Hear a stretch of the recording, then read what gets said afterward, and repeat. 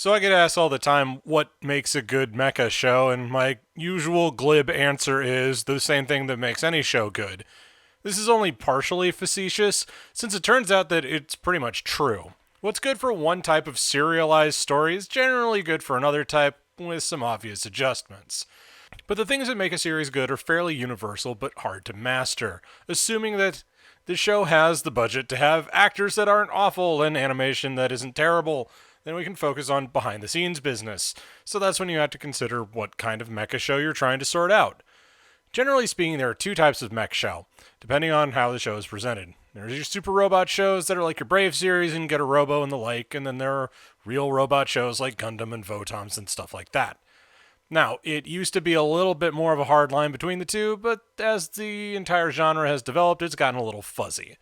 But it generally works out that super robot shows are more akin to Super Sentai or Power Rangers with the Monster of the Week and all the trappings that come with that.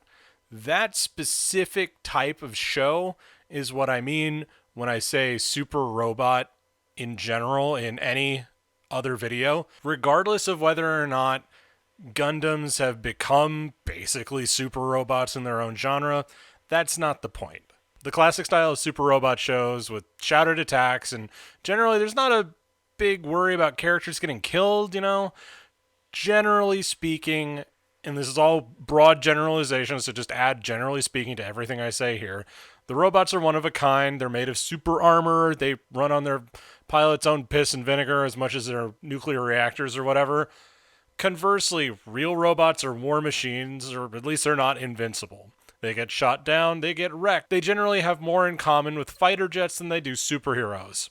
That's pretty much the biggest difference between the two forms, though more deep divides show up once we consider them from a broader angle. So what I'm going to suggest here is a difference at a fundamental level between two different kinds of writing styles.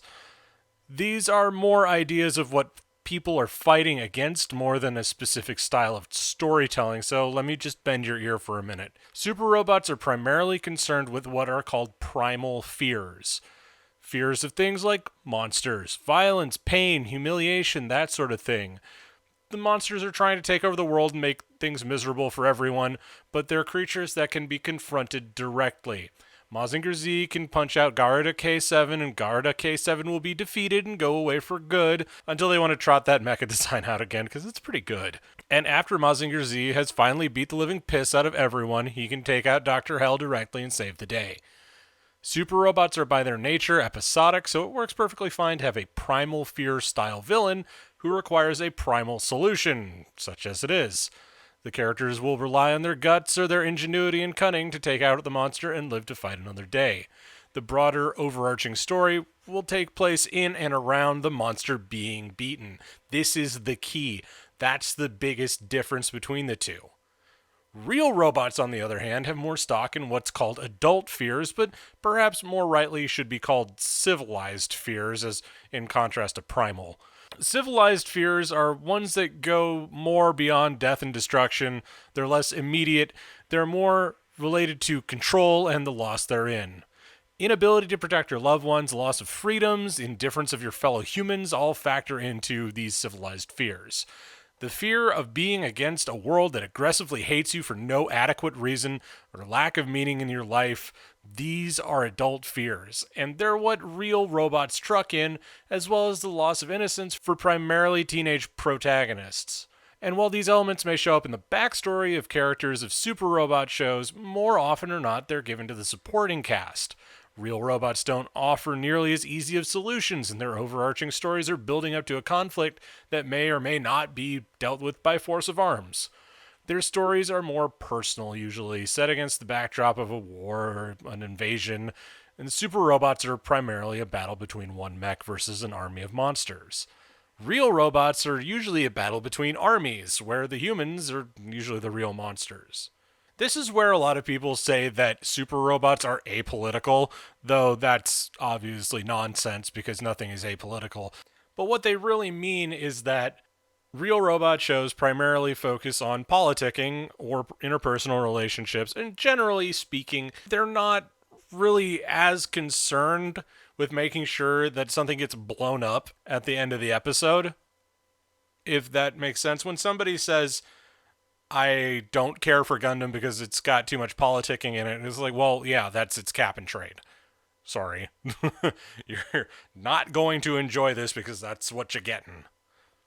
Super Robots, on the other hand, it's just, okay, that's a monster, I gotta punch it. And then all the other, interpersonal stuff happens not as a consequence of blowing up the monster, but kind of as a background thing.